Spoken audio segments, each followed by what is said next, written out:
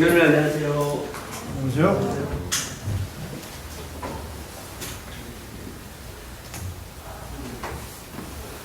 1층은 다 보이진 않지만 저는 1층 보고 올라왔습니다. 오랜만에 뵈니까 정말 반갑고요. 이게 사실은 그렇게 오랜만은 아니거든요. 또 어떻게 보면은 그 시간의 흐름이 좀 그렇긴 한데 주님날에 갔으면 또 정말 오랜만이라고 할지 모르겠습니다만은 이렇게 만남이라고 하는 것은 참 그리스도 안에서 만남이 즐겁고 복되고 참 행복하며 반가운 것 같습니다. 말씀을 듣기 전에 찬양 같이 하도록 하겠습니다. 가지고 계신 예배복음 찬송가입니다. 342장입니다. 찬송가, 예배복음 찬송가 342장입니다.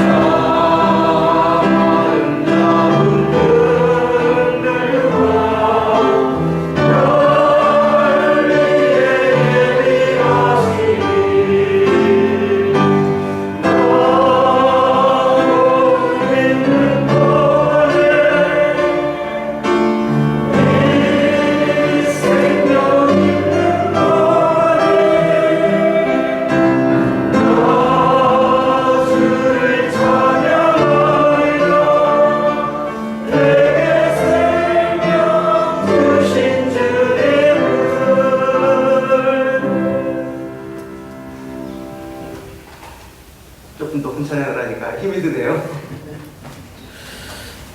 말씀을 빨리 듣고 싶기는 하지만 오랜만에 함께 찬양하니까 또 굉장히 좋습니다. 주님 생각하시면서 찬양 한 곡만 더 하도록 하겠습니다. 예배복음 찬송가 583장입니다. 583장입니다.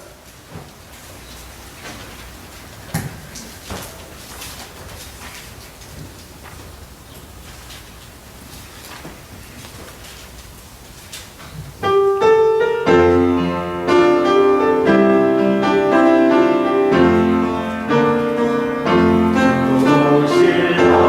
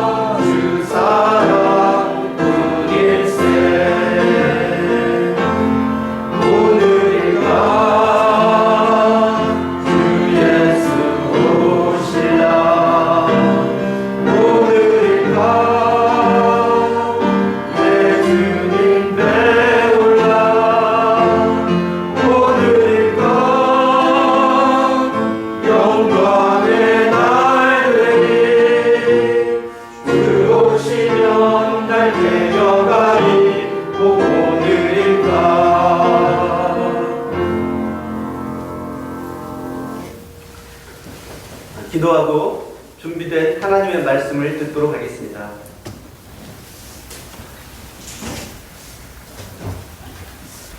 아버지 하나님, 감사를 드립니다.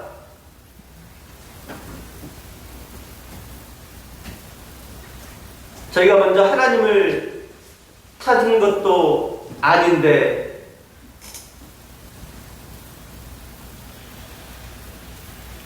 하나님의 거룩에 근접한 것도 아닌데 오로지 하나님께서 저희를 불쌍히 여기셨을 뿐만 아니라 우리 주 예수 그리스도의 생명으로 저희를 사랑하셔서 그 하나님의 사랑 안에 두시기를 원하셨고 또 그렇게 하신 것을 생각할 때 감사를 드립니다. 저희로 하여금 하나님의 사랑을 잊게 하시고 그 하나님의 사랑 때문에 저희를 모이게 하시고 이제 하나님을 향하여 예배 드릴 자 삼으셔서 저들의 입술을 통하여 저들의 마음으로 하나님께 드려지는 예배를 기뻐하시는 그 하나님이심을 말씀을 통해서 알게 될 때 감사를 드립니다. 이것이 하나님의 무한한 사랑이며 끝이 없으신 은혜임을 생각할 때 감사를 드립니다.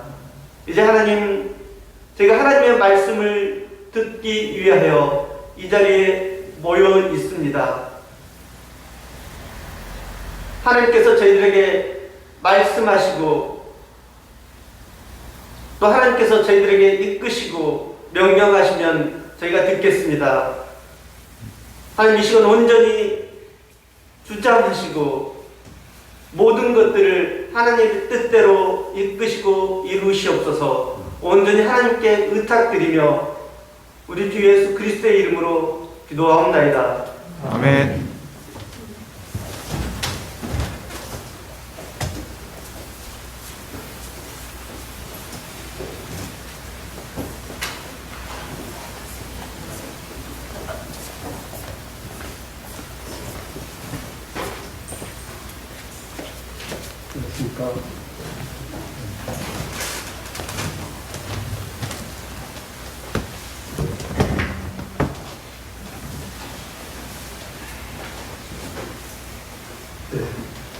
오늘 교회에서 간증 말씀하셔서 간증 겸 간증과 관련한 교재 말씀들을 할까 합니다.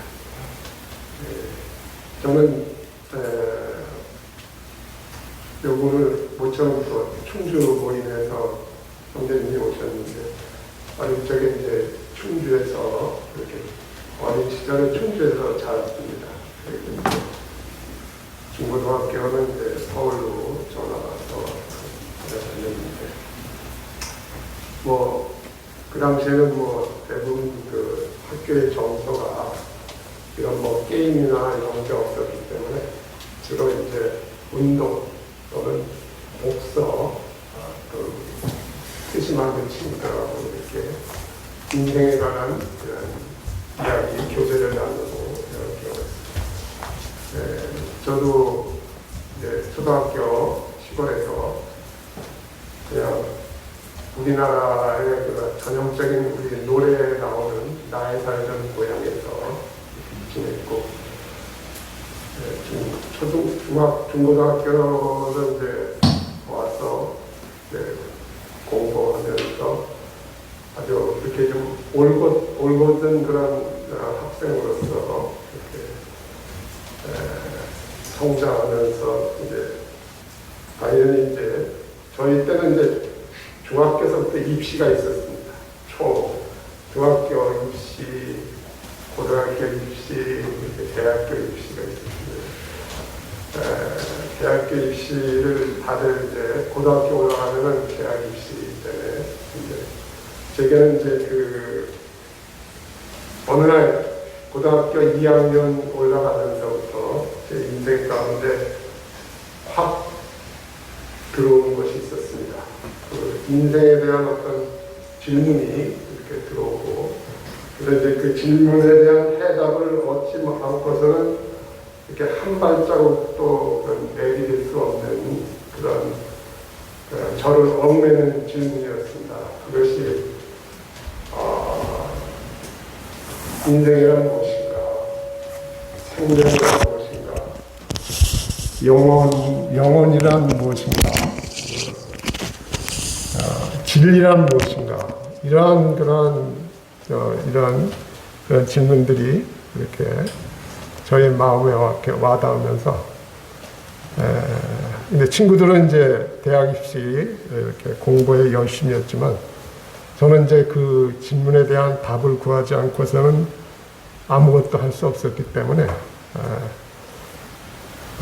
친구들은 이제 참고서 이렇게 공부하고 있을 때, 저는 이제 그 질문들에 대한 해답을 얻기 위해서 여러 가지 철학책이라든지 종교에 관한 책들 이런 것을 보고 이렇게 방황하기 시작했습니다.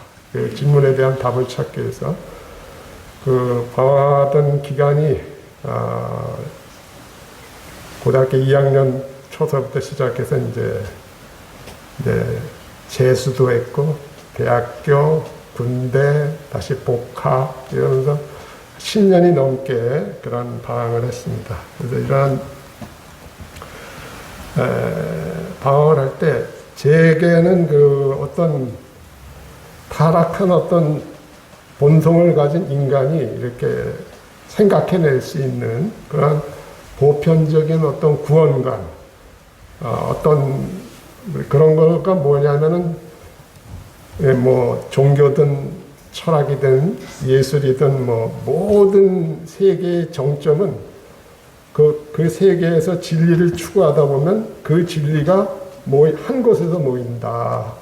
그래서 그 정점에 섰을 때 구원이 이루어지는 거다라는 그런 이제 생각을 했고, 그래서 열심히 그런 이게 종교, 철학, 예술에 관한 이런 서적들, 진리를 구하면서, 그 당시 제가 구했던 하나님은 이러한 죄로부터 인류를 구원하시고자, 육신을 입고 이 땅에 오신 하나님이 아니고, 모든 종교와 철학에서 추구하는, 그러한 어떤 개념적인, 아브라함과 이삭과 야곱의 하나님이 아니라 이 타락한 인간의 지성에서 빚어내는 그러한 구원, 그러한 하나님을 찾았던 것 같습니다. 그리고 이런 젊었을 때 제가 그런 추구했던 그런 이상적인 인간상이라는 것은 이제 인간적인, 이제 굉장히 인간적인, 그 당시에 그런 문장이 있었습니다. 인간적인, 너무나 인간적인. 그래서 이러한 어떤 진실되게 이렇게 덕성을 갖추면서, 인격을 갖추면서 사람을 사랑하고 사람들과 하나가 되면서 그러한 구원이 이루어진다, 이렇게 생각을 했습니다. 그러나 아주 고통스럽게 그러한 진리를 이렇게 찾는 10여 년 넘게 진리를 찾으면서 그 하나님께서 우리의 양심 안에 새겨진 그런 하나님의 법, 그리고 이제 제가 추구했던 어떤 제 이성으로 추구했던 어떤 그런 선의 기준, 그리고 항상 그런 선의 기준을 만족하도록 살고자 하지만 항상 실패하고 좌절하고, 그래서 그런 것, 그래서 저희 양심 안에 새겨진 하나님의 법이 통해서 계속 그 어떤 괴롭고 이런 실패가 계속되고, 어떤 제가 요구하는 어떤 선의 기준에 못 미치는 것으로 인해서 자신을 정죄하고 절망하고, 그리고 이제 그렇지만 눈을 뜨면 계속 그 질문에 대한 질문이 계속 들어오는 거죠. 그러니까 깨어있는 것이 고통스러웠습니다. 왜냐하면 깨어있을 때는 질문이 떠오르고 그 질문에 대한 답을 구하는데 답은 구하지 못하고, 그래서 예레미야 17장 9절 말씀에 만물보다 거짓되고 심히 부패한 것은 마음이라. 누가 능히 이를 알리오라고 주님께서 하나님께서 말씀하셨습니다만, 우리의 이 타락한 마음이 정말 얼마나 타락한 건지는 하나님을 통해서 알기 전까지는 알 수 없는 거죠. 많은 사람들이 속아서 인간의 마음에 대해서 마음대로 정의를 내리지만, 우리는 죄의 본성을 가지고 태어난 죄인입니다. 그래서 우리의 인격과 우리의 인성 모든 것은 죄로 오염되어 있었는데, 세상은, 그리고 제가 추구했던 어떤 종교나 철학 같은 거는 항상 출발점이 뭡니까? 사람은 죄인이 아니다는 거죠. 사람은 실패할 수는 있지만 사람은 선하게 태어났다. 그래서 그 선한 것을 회복하면 된다. 이것이 종교와 철학의 어떤 추구하는 쪽이다. 그러나 하나님께서는 하나님의 지혜에 있어서는 이 세상이 자기 지혜로 하나님을 알지 못한다 라고 말씀하시죠. 그러니까 여기 세상이 자기 지혜로, 고린도전서 이제 1장 21절 말씀인데, 고린도전서 1장과 2장에 나오는 그 지혜, 세상의 지혜는 이제 일반적으로 이제 철학을 얘기하는 거죠. 이러한 세상의 지혜는 하나님을 알 수가 없습니다. 세상의 지혜는 하나님을 알 수가 없습니다. 하나님을 알려면은 뭐가 있어야 되나요? 하나님이 자신을 계시해 주셔야 됩니다. 복음의 말씀을 통해서, 우리가 하나님의 말씀을 통해서 우리의 죄악됨 이런 것부터 하나님으로부터 하나님을 만나고 새로운 생명을 얻고 새로 태어나고 그러기 전까지는 하나님을 알 수가 없는 거죠. 본질적으로 세상의 지혜는 자기 지혜로 하나님을 알지 못하는데, 그 당시 제게는 복음의 말씀을 들을 수도 없었고, 그저 제 안에 갇혀서 그러한 보편적인 죄인들이 갖는 구원관 이런 거에 얽매여서 그런 생활을 계속했습니다. 그래서 군에 갔을 때도 여전히 이제 저기 전방부대에서 보병부대에 근무하면서 이제 대학 생활에서 그렇게 했던 그런 화려하게 이렇게 막 추구했던 것들이 이제 내무만 생활을 통해서 다 무너지고, 그러면서 이제 아주 이제 낮아진 그런 마음으로 이렇게 어떤 그때로 말하면 기독교에 대해서 이제 관심을 갖고 이렇게 많이 추구하고 있지만, 또 제대 후 그래도 계속해서 복음을 들을 수 없었고, 그러한 어떤 경건의 모양에 이끌려서 예배당이나 성당 같은데 참석도 하게 했습니다만, 그야말로 하나님 밖에 있었죠. 그리스도 밖에 있었고, 근데 그 당시에 주님께서 저에게 은혜를 베푸셔서 제가 개인적으로 하루에 한두 시간을 성경 공부를 했습니다. 요한복음 또 로마서를 공부할 때 제 스스로 할 수 없기 때문에 이런 어떤 좀 이렇게 기독교의 진리, 구원에 관한 진리를 가르쳐주는 그런 책자를 갖고 공부를 했습니다. 근데 군대 있을 때도 성경은 열심히 봤습니다만은, 그 당시에는 성경은 아주 도덕적인 가르침이었죠. 도덕적인 가르침이었죠. 어떤 인격적인 만남이 아니고 어떤 성인이 남긴 그런 뭐랄까 도덕적인 교훈 뭐 이런 걸로 하고 근데 이러한 성경 말씀을 공부하는데 주님께서 그 말씀이 제 안에서 살아서 역사하는 그러한 순간을 맞이했습니다. 그래서 도덕적인 말씀이 그 어떤 가르침이 아니고 생명의 말씀으로 제 안에 역사하기 시작했고, 그래서 이 로마서와 요한복음 말씀을 통해서 오랫동안 이 10여 년이 넘게 자아라는 감옥에 갇혀서 헛된 구원을 추구했던 그런 어떤 종교와 예술과 철학이 진리가 정점에 도달하는 때 그때가 구원이다라고 생각했던 그런 이제 망령된 생각에서 저를 구원하시고자 주님께서 복음의 말씀으로 은혜의 말씀을 은혜의 빛을 비추셔 갖고 이제 제 삶의 모든 문제가 죄다라는 것을 이제 알게 됐습니다. 바울 사도가 로마서 7장에서 두 차례 이렇게 고백하는 게 있죠. 그것은 내가 아니요 내 안에 있는 죄로다. 네. 그러한 어떤 우리의 본성 안에 내재하고 있는 그 죄, 그가 나를 그 동안에 이렇게 가둬놨구나. 그래서 그러한 제가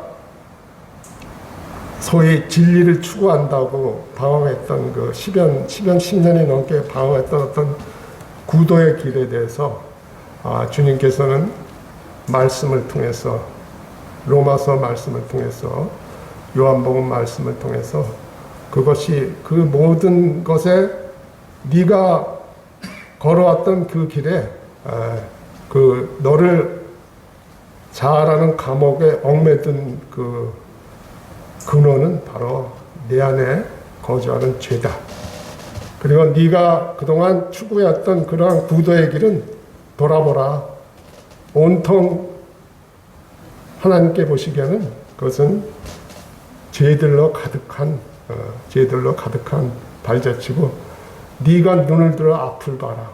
네가 지금 가고 있는 길은 결국 영원한 형벌이 기다리고 있는 멸망의 길이요 사망의 길이다 라는 그러한 말씀을 그런 이 요한복음과 로마서를 통해서 저에게 보여주셨습니다. 그리고 너를 구원하기 위해서 하나님께서 이 땅에 오셨다.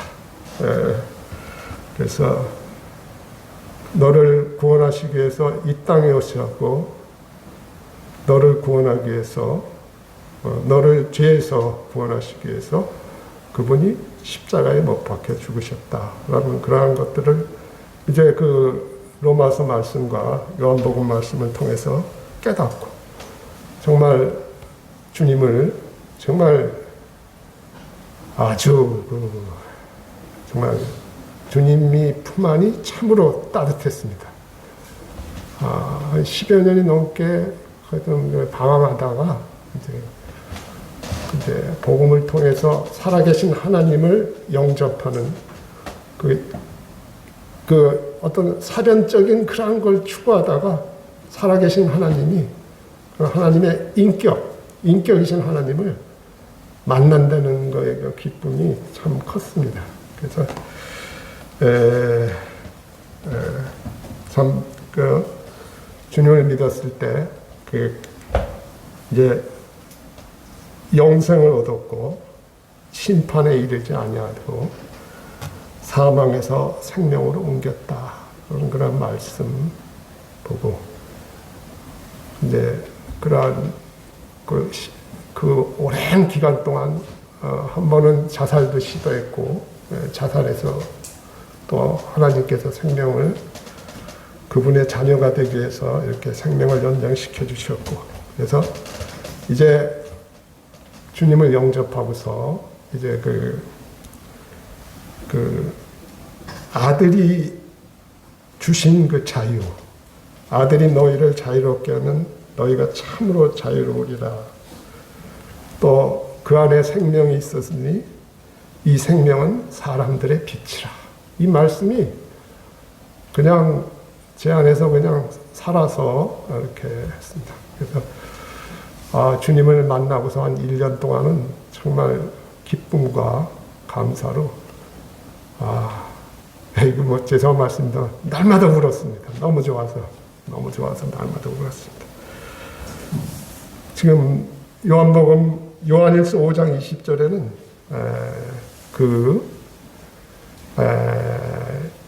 여호와의 증인이 가장 싫어하는 말씀이 이 요한일서 5장 20절 말씀입니다.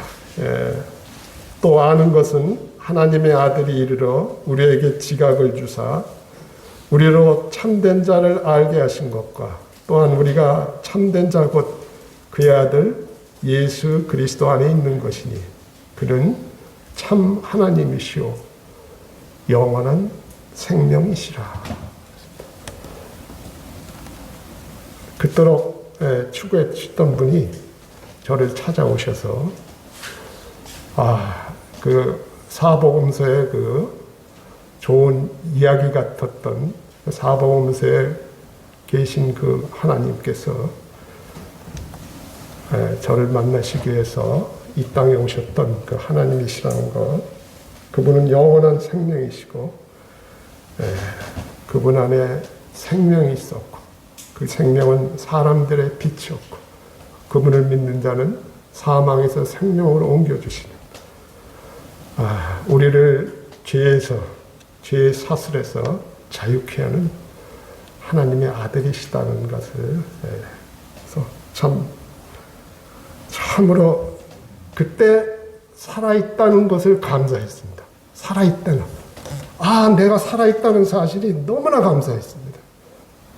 그전에는 뭘 원했냐면 이 자아의 감옥에서 갇혀서 눈을 뜨면 내게 오는 그런 답에 대한 해답을 구하지 못하니까 인식하는 게 싫었어요.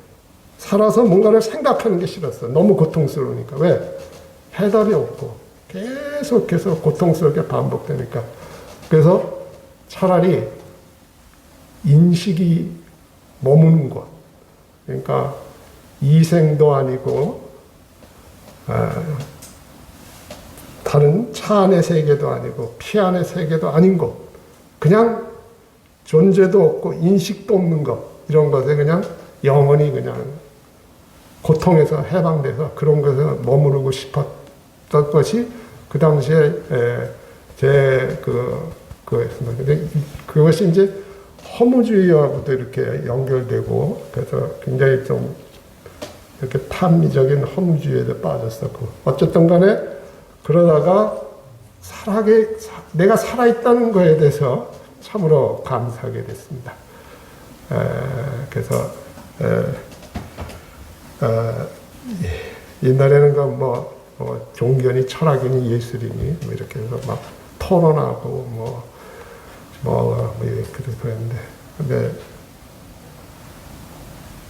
바울 사도가 빌립보서 3장 8절 9절에서 이런 말씀을 하셨죠. 내가 그분을 위하여 모든 것을 잃어버리고 단지 배설물로 여김은 그리스도를 얻고 그리스도 안에서 발견대로 합니다. 신성의 모든 충만이 육체 안에 거하신 분, 우리의 하나님의 온갖 지혜가 되시고 거룩이 되시고 의가 되시고 하나님의 모든 것 대신 그런 분을 아는 것에 뛰어나신 그분을 아는 것에 대한 그런 존귀함이랄까, 가차없이 이전 것을 배설물로 여기고 하나님께서 주시는 그 생명과 빛을 누리는 그 자유함, 이런 것으로 인해서 그래서 같이 공부했던 친구들은 아주 사회에서 뛰어난 그런 저기로 이렇게 하지만 제게는 주님이 너무나 귀했습니다.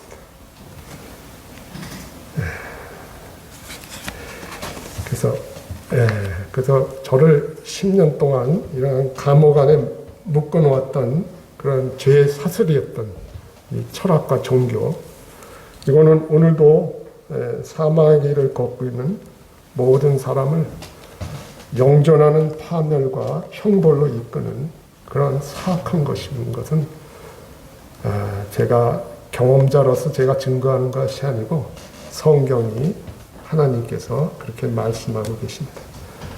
이러한 이 종교와 철학은 타락한 인간의 지성이 이렇게 이성이 빚어낸 겁니다. 철학자라는 많은 위대한 철학자들이 있었습니다. 주님 초대교회 이전 시대는 바울 사도가 2차 전도여행 때 아덴에서 누구를 만납니까? 에피큐로스 학파하고 또 누구를 만나죠? 스토아 학파 철학자들을 만나. 그 이전서부터 이 철학이라는 것은 뭐냐면은 인간 중에서도 좀 뛰어난 지성을 가진 자들이 자기가 바라보는 세상에 대해서 잘 분석해서 체계적으로 정리해 놓은 거죠. 그런 것들이 이제 일종의 철학이 되겠고, 그런데 그런 것들의 공통점은 뭡니까? 그들은 구원받지 못한 자들입니다. 하나님의 생명이 없는 자들이에요. 뭐냐? 하나님의 계시를 통해서, 하나님의 진리는 하나님의 계시를 통해서 인간들에게 전해지는 것입니다. 하나님의 진리는, 하나님의 계시라는 게 뭡니까? 하나님께서 계시라는 단어는 커튼을 이렇게 접는 것입니다. 커튼 안에 있는 것을 보지 못했는데 커튼을 쫙 접으니까 커튼 속에 있는 게 보이는 것. 그것이 계시입니다. 그것이 계시라는 단어의 의미입니다.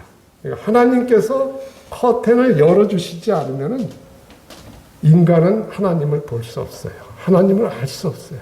그러니까 하나님을 모르는 자들이 아무리 자기의 뛰어난 지성과 이성을 발휘해서 이 세상에 대해서 증거의 말을 남겼다 할지라도 그것은 하나님과는 아무 상관이 없는 거예요. 근데 나중에 알고 보니까 본질적으로 그것이 누구를 대적하는 거예요? 하나님을 대적하는 거예요. 왜냐하면 그들은 세상 사람들에게 복음의 빛을 가리면서 이러한 영원한 형벌로 인도하는 그런 역할을 하기 때문이죠. 그러나 하나님께서는 우리에게 그분을 아는 것들을 계시를 통해서 열어주시고, 그 계시를 통해서 열어주는 하나님께서 계시하실 때 이러한 일반적인 창조물을 통해서 계시하시기도 하지만 하나님이 살아계신 것은 크게 특별하게 하나님께서 자신을 보여주신 것이 두 가지 방법입니다. 하나는 하나님께서 직접 육신을 입고 이 땅에 오신 것입니다. 또 하나는 뭡니까? 하나님께서 그분이 택한 사람들을 통해서 영감을 불어넣어 주셔서 하나님의 진리를 인간의 말로 기록하게 하신 것, 그거를 영감이라고 하죠. 영감이라는 것은 원어가 하나님께서 호흡을 불어넣어 주다, 이런 뜻이 있습니다. 그래서 하나님께서 이 만물을 창조하실 때 하나님의 호흡으로 창조하셨듯이 하나님께서는 그분의 진리를 인간이 아는 문자로 기록하게 하실 때 택한 하나님의 자녀들을 부르시고 그 자들을 통해 그 자들에게 영감을 불어넣어 주셔서 하나님의 진리를 인간의 문자로 기록하게 하십니다. 구약은 히브리어로, 신약은 헬라어로, 그리스어로 이렇게 기록하게 하셨고, 그러나 하나님께서 영감을 주셔서 계시하시고 그 진리를 계시하시고 영감으로 기록했다 할지라도 타락한 우리 인간이 그것을 알기에는 역부족이에요. 그래서 어떻게 하셨습니까? 하나님께서는 성령을 통해서 거듭난 자에게 기름 부음을 통해서 하나님의 진리의 영이신 성령을 주셔가지고 우리를 하여금 깨닫게 해주세요. 성령께서 빛을 비춰주신 그걸 갖다 뭐라 그럽니까? 우리가 계시, 영감, 조명 하나님께서 그러니까 요한일서에 기름 부음이라는 단어가 나오지 않습니까? 우리가 주님의 생명으로 구원받은 사람들은 기록된 말씀을 이해할 수 있게끔 성령께서 성령의 기름 부음으로 역사하셔서 그러니까 본질적으로 철학이나 종교하고는 완전히 다른 겁니다. 종교 철학은 구원받지 못한 타락한 인간의 지성과 이성이 만들어낸 것입니다. 그러한 종교와 철학의 시작은 우리가 창세기 3장에서 우리가 엿볼 수 있습니다. 창세기 3장 4절에서부터 5절에 보면 인류를 멸망으로 이끄는 4가지 거짓말이 나오고 이 4가지 거짓말이 종교와 철학으로 구현됐습니다.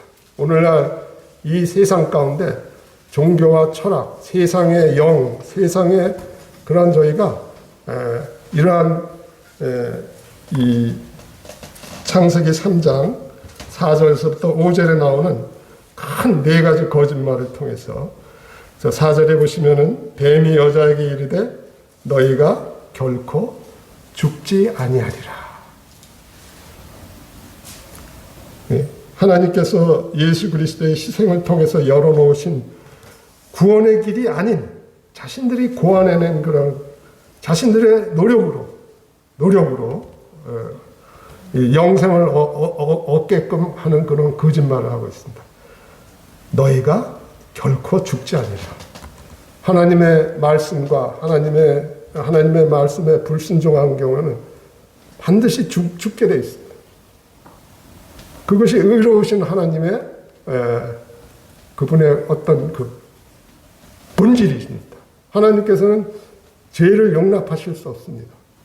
거룩하시고 의로우심에 있어서 영원하시고 무한하신 하나님께서 그분 앞에 티끌만한 호리만한 죄도 용납하실 수 없는 것이 그분이 하나님이십니다. 그분이 하나님이십니다. 근데 여기서 뱀은 거짓말을 뭐냐면 죽지 않을 것이다. 무슨 말입니까? 다른 방법으로 영생을 얻을 수 있다. 하나님이 죽는다고 하는 말은 그건 거짓말이다. 이렇게 또 5절에 보시면 눈이 밝아질 것이다. 또 하나님과 같이 될 것이다. 다른 역본에는 신들과 같이 될 것이다. 이렇게 번역되어 있죠. 하여튼 어쨌든 간에 너희들이 하나님과 같이 될 것이다. 눈이 밝아질 것이다. 제 안에 죄를 가진 인간들이 이성의 눈이 이렇게 떼어갖고 죄에 오염된 그래서 수많은 철학자들과 사상가들을 낳고 그들은 하나같이 하나님을 대적했습니다. 또 하나는 하나님과 같이 되리라. 신들과 같이 되리라. 오늘날 번만하는 뭡니까? 뉴에이지라든지 또는 뭡니까? 포스트 모더니즘 좀 가끔 들어보시죠. 그 본질이 뭡니까? 그들이 추구하는 게 뭐예요? 누구나 인간은 신이 될 수 있다. 그 안에 신이 될 수 있는 그런 본성을 가지고 태어났다. 그 본성을 가지고 태어난 걸 모르는 것은 죄다 이거예요.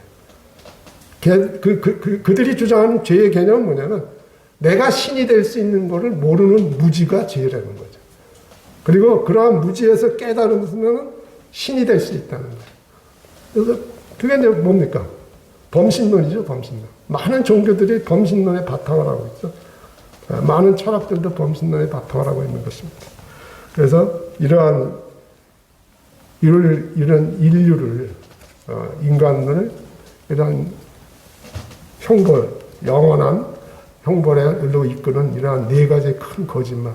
그것이 각종 종교와 철학 가운데 각자들의 그러한 철학자들이나 종교를 세운 그러한 교주들에 의해서 이론적으로 정립되고 그럴듯하게 포장되어 있지만 본질은 뭡니까? 그 본질은 그것은 결국은 멸망으로 이끄는 것입니다. 그 안에는 구원의 길이 없습니다. 왜냐하면 종교나 철학이나 궁극적으로 요구하는 건 뭡니까? 많은 철학가들이요, 온갖 괴상한 많은 이론들을 많이 냈습니다. 가령 중세 시대까지는 중세 시대는 워낙 그 로마 캐톨릭이 모든 것을 억압했기 때문에 이 종교 개혁 이후에 인본주의 르네상스 시대가 하면서 그때부터 좀 막 철학자들이 막 나오기 시작합니다. 그때 나오는 게 이제 계몽주의, 루서, 장자크 루서라든지 그 계몽주의가 나오고 그게 들어보셨겠습니다만 칸트, 헤겔, 마르크스, 아주 고약한 마르크스, 보면 니체, 그리고 정말 저 개인적인 분별로는 인류에게 끔찍한 저기를 심어준 거는 두 사람이라고 저는 생각합니다. 마르크스와 누굽니까? 진화론을 종의 기원, 다윈과 마르크스는 19세기 사람들입니다. 이 19세기에 이 두 사람으로 인해서 심지어 기독교계마저도 무너지고 지금 오늘날 편만하고 있는 이 세상을 지배하고 있는 그 어둠의 권세는 대부분 그러한 그 본질에 있어서 같은 것입니다. 어쨌든 간 이러한 종교와 철학이라는 것이 그 본질이 선을 행하는 것이 그들의 목표입니다. 모든 종교는 구원이 뭐를 통해서 구원이 이루어집니까? 선을 행하는 겁니다. 철학의 최고, 칸트가, 그 위대한 칸트가 순수 이성 비판이니 이런 걸 했는데, 모든 철학의 궁극적인 목표는 선입니다, 선. 그럼 선이 목표고 선행이 목표면은 그렇게 해서는 뭐가 필요합니까? 사람은 악하지 않다는 거예요. 사람의 안에는 가능성이 있다는 거예요. 그런 구원에 도달할 수 있는 가능성이 있다고 가리키는 게, 그러니까 뭐를 부인할 수밖에 없습니까? 예수 그리스도 십자가의 구속을 부인할 수밖에 없는 거예요. 세상의 모든 종교가 공통적으로 극렬하게 적대시하는 것이 기독교입니다. 예수 그리스도께서, 우리의 구원자 되시는 예수 그리스도께서 하나님의 아들이시다는 것, 그분이 죄인들을 구원하시기 위해서 십자가에서 그러한 구속을 이루셨다는 것들이 세상 종교로서는 끔찍한 거예요. 왜냐하면 자기네들은 그러한 종교들의 그 신은 어떻게 그런 신이 참된 신이 됐을까? 가령 마호메트 같은 경우에는 이런 겨자씨만한 선행이 악행보다도 겨자씨만한 선행을 더 많이 했을 경우에는 그는 천국 갈 수 있다고 가르치는 게 이게 마호메트교예요. 모든 종교가 불교도 마찬가지입니다. 선행을 해야지만 극락장생하는 거죠. 그러면 선행의 기준이 뭔가요? 선행의 기준이 어디에 있습니까? 선의 정의가 뭔고? 선행의 기준이 뭐가 선행이고, 그 구원받는 기준은 뭐가? 어떤 선을 얼마만큼 행해야지만 구원받습니까? 인간의 머리에서 나온 겁니다. 그리고 우리가 모든 사람이 죄인이라는 것을 부인하는 거죠. 여러분들, 우리 주 여호와 하나님께서는 의로우심에서 거룩하시고 영원하시고 무한하십니다. 사랑에 있어서 거룩하시고 영원하시고 무한하시고,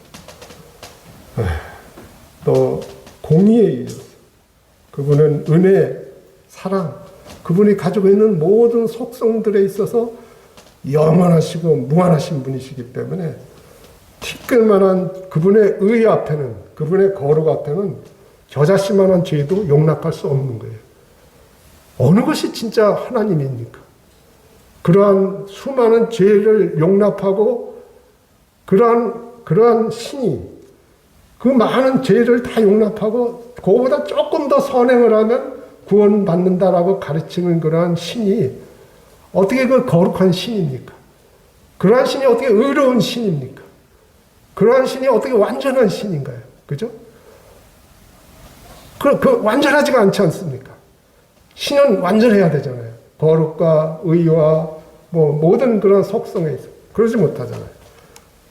이건 그들이 거짓말한 거죠. 이건 인간들이 만든 겁니다. 하나님의 계시해야 한 것이 아니고, 하나님께서 친히 우리에게 나타내신 것도 아니고, 하나님께서 그분에 대해서 이러한 성경을 통해서 한 것도 아닙니다. 이와 같이 이 종교와 철학은, 이 성경이 말하는 철학과 종교에 대해서 골로새서 2장 8절 말씀을 잠깐 보겠습니다. 골로새서 2장 8절.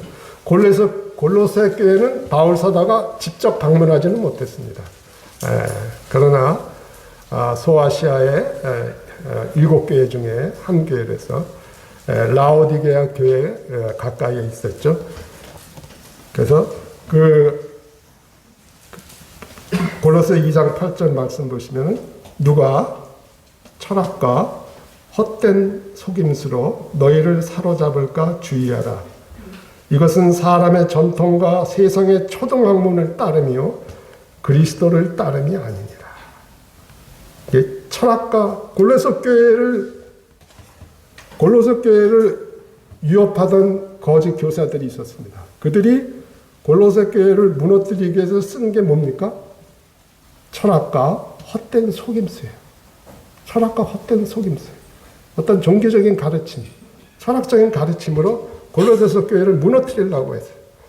바울 사도는 골로새 교회를 직접 방문하지는 않지만 그의 영안에서 그런 거에 대해서 분개했습니다. 바울이 아까 말씀드린 2차 전도여행 때 아덴을 방문했을 때 온 세상이 아덴의 전체가 우상 숭배가 가득하고 온갖 철학이 난무한 것으로 인해서 바울 사도가 어떻게 했어요? 분개했습니다. 바울 사도는 분개했습니다. 하나님을 대적하는 저런 것들에 아덴의 도시가 전체가 그런 거에 빠져 있는 것에 분개했어요. 그래서 바울 사도는 회당에서, 시장에서 유대교와 또는 이런 철학자들과 에피쿠루스, 스토아 철학자들과 변론을 했습니다. 여기 보면은 골로새 교회를 철학과 헛된 속임수로 거짓 교사들이 사로잡다. 이 사로잡다는 말은 무슨 말이냐면 이게 굉장히 부드러운 용어지만 원어는 그렇지 않습니다. 사로잡다는 뭐냐? 이 원어가 노획물로, 전쟁 노획물로 빼앗다. 이 의미예요. 근데 바울 사도가 이 말을 쓴 거는 성도들이 가지고 있는 거를 빼앗는 게 아니고 성도들 자체를 뺏어가는 걸 말하는 겁니다. 그렇기 때문에 바울 사도는 주의하라. 이 주의하라는 말은 굉장히 강렬한 말입니다. 그냥 주의하라 이거 아니에요. 정신 바짝 차리고 이런 것들에 대적하라 이런 뜻이죠.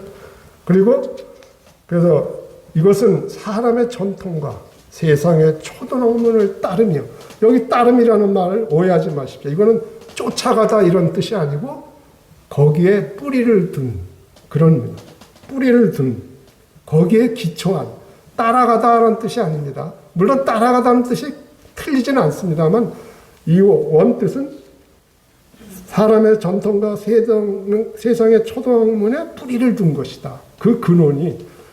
그리고 모든 신성의 충만, 모든 지혜의 보고가 되시는 그리스도의 뿌리를 둔 것이 아니다. 그거를 지금 말하고 있습니다. 그 조금 아래 내려가면 20절에 또 뭐라고 말씀하고 있습니까?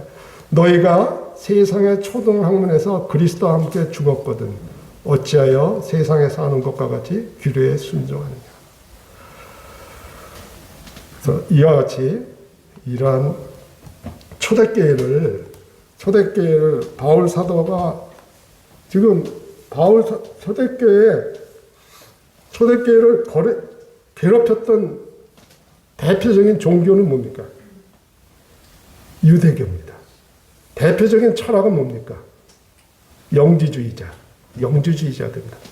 영주주의자들은 1세기 사도들이 다 죽고 마지막 요한 사도가 남았을 때도 여전히 초대교회를 괴롭혔기 때문에 요한 사도는 요한복음뿐만 아니라 요한 1, 2, 3서를 특별히 영주주의자들에 대해서 쓴 겁니다.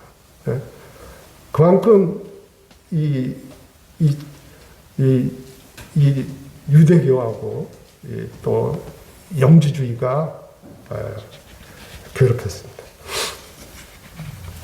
그래서 이런 것이 이 초등학문이라는 말은요, 여기 세상의 초등학문이다. 그러니까 초등학문이라는 단어의 뜻은 이런 뜻입니다. 굉장히 어린 내용 가르칩니다, 이거죠. 우리가 영어 배울 때 알파벳 A, B, C 배우지 않습니까? 그러한 A, B, C 그런 거를 가르치는 그러한 거다. 그래서 유치하다는 뜻이 들어가 있습니다. 그래서 다른 역본에는 유치한 원리라고 번역되기도 합니다. 유치한 원리. 왜냐하면 이게 자체가 철학이나 종교는 그 가르침이 하나님께서 보실 때는 어린애들이에요. 그러니까 무슨 말이냐면 그것에 니들이 아무리 능통해도 성장할 수 없는 거다. 생명도 없을 뿐더러 그리스도 안에서 일어나는 성장 같은 거는 기대할 수 없는 거다. 그거를 말하고 있습니다. 그래서 이러한 이 유치한 원리라는 거. 그래서 뭐 세상에서 여러 가지 지금 교회를 괴롭히고 있는 것들이 마지막으로 한번 사도행전 17장을 한번 보겠습니다. 거기서 어떤 철학의 특성을 보면은 2차 전도여행 때 사도행전 17장 16절에 가니까 바울이 이제 아까 말씀드린 아덴에서 이제 아덴을 돌아보니까 우상이 기다리다가 실라와 디모데를 기다리다가 성을 한번 아덴의 시를 딱 돌아보니까 온통 우상이 가득한 것에 대해서 마음에 격분했습니다. 이 아덴에는 소크라테스의 고향입니다. 문화적 이교주의, 온통 인본주의로 가득한 곳이죠. 이 철학과 우상 숭배에 가득한 이 도시에 대한 바울은 마음에 격분했습니다. 마음에 격분해갖고 17절에 보니까 회당에서는 유대인들과 경건한 사람들은 뭡니까? 하나님을 경외하며 경배하는 이방인이지만 예수 그리스도가 하나님의 아들인 것을 인정하지 않는 그런 사람들이었죠. 또 장터에서는 날마다 만나는 사람들과 변론하는데 에피쿠로스와 스토아 철학자들이 이제 바울과 여기서 이제 쟁론하면서 이 철학자들이 바울 사도를 뭐라고 부릅니까? 18절에 나오는 거예요. 말쟁이. 이 말쟁이라고 해요, 말쟁이. 말쟁이가 무슨 뜻이냐면요. 어린애 같은 그런 유치한 수다쟁이. 어린애가 그냥 말이 많은 거. 이런 걸 말하는 겁니다. 바울 사도는 철학에 대해서 뭐라고 그랬습니까? 초등학문이라고 했잖아요. 유치한 원리라고 그랬는데 철학자들은 바울이 뭐를 전했습니까? 예수, 그분의 부활을 전했는데 예수 그리스도와 그분의 부활을 보고 이거 유치하게 이상한 교리를 전한다는 말쟁이라는 뜻이 그렇습니다. 우리가 사도행전 11장에 보면 안디옥에서 처음으로 그리스도인이라고 불리죠. 제자들이, 주님의 제자들이 그리스도인이라고. 이 영어로 크리스찬인데 이 그리스도인이란 말은 조롱하는 말입니다. 그리스도에 미쳐서 그리스도만 따르는 자들, 이게 크리스찬입니다. 우리나라 말로 제일 번역하면 뭐가 최고였겠습니까? 예수쟁이입니다. 예수쟁이가 크리스찬을 그 당시에 안디옥에서 처음 제자들이 크리스찬으로 불렀을 때 이와 같이 철학자들은 교만하게 바울 사도, 예수와 그분의 부활을 전하는 바울 사도야 되고 말쟁이다. 이게 뭐 유치한 내용을 가지고 어린애처럼 말만 많은 놈이네. 뭐 이런 식이죠. 아주 교만하게. 그래서 이들이 항상 저기한 건 뭡니까? 19절, 20절에, 21절에 보면 이들이 추구한 게 뭡니까? 새로운 가르침이죠. 19절에 보면 새로운 가르침. 그리고 21절에 보면 가장 새로운 것. 이 사람들이, 철학자들이 추구한 건 뭡니까? 그들이 추구한 것 자체는 영원한 게 없어요. 그냥 타락한 인간의 지성에서 나온 단편적인 지식이나 단편적인 어떤 인식이나 이런 거죠. 그러니까 들어도 뭡니까? 그거 알고 나면 그냥 허무해지는 거죠. 그러니까 철학하는 게 뭐예요? 계속해서 끊임없이 뭔가를 새로운 걸 찾는 거죠. 영원한 것이 없어요. 성경은 새로운 것에 대해서 뭐라고 증거합니까? 전도서 1장 9절에서 10절에 보면 옛 창조 안에 있는 것은 새 것이 없다고 했어요. 해 아래에는 새 것이 없나니 무엇을 가리켜 이르기를 보라 이것이 새 것이라 할 것이 있으랴. 옛 창조 안에는 새로운 것이 없어요. 그러나 이 철학자들은 뭔가요? 계속해서 새로운 것들을 추구한 거죠. 거기에는 영원한 것도 없어요. 불변하는 진리가 아니에요. 날마다 변하지 않습니까? 오늘은 누가 이렇게 주장하고 내일은 누가 이렇게 주장하고 오늘날 현대로 올수록 우리가 찬양할 때 주님이 오실 때가 가까이 오셨다고 우리 주님께서 진실로 속히 오리라고 말씀하시는 이때에 세상에 변함하는 건 뭡니까? 절대적인 진리가 없다. 모든 사람이 자기가 진리라고 주장하면 그게 진리다. 이런 식으로 지금 세상에 사는데 하나님께서는 옛 창조 안에는 새 것이 없다고 하시면서 그러나 십자가로 말미암은 새 창조는 영원한 것이에요. 불변하는 것이라는 거죠. 우리가 그리스도 예수 안에 있으면 새로운 피조물이다. 예수 그리스도의 십자가의 구속사역으로 만들어선 새 창조는 영원한 거예요.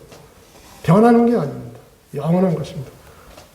우리가 새 사람을 지으시고 우리가 새롭고 산 길을 열어놓으시고 새 언약의 중보자 중생의 씻음과 성령의 새롭게 하심 예수 그리스도께의 십자가의 구속사역으로 말미암아 그분이 십자가에서 새로운 새 창조의 세계를 열어놓으신 그 안에는 모든 것이 영원히 새로운 것이라 이거죠.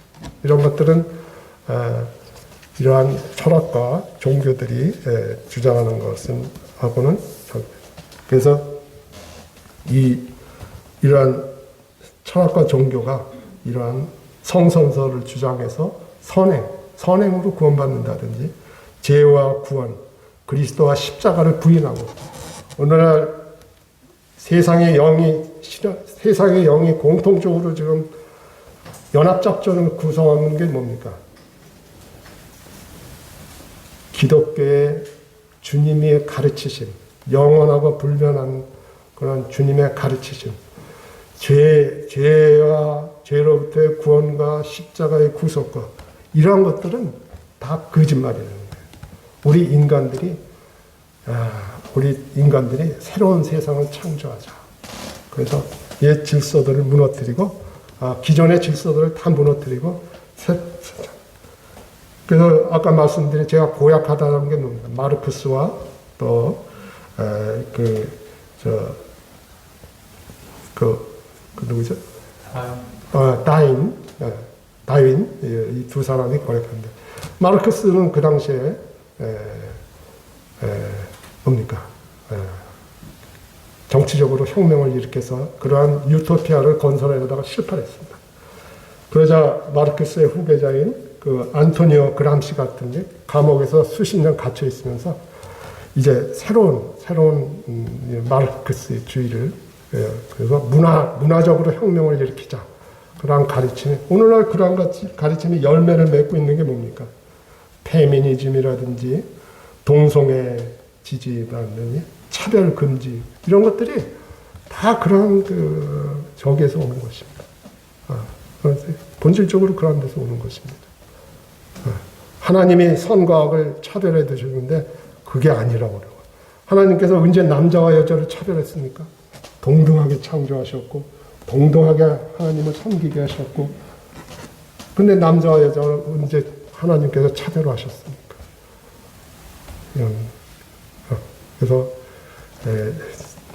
제가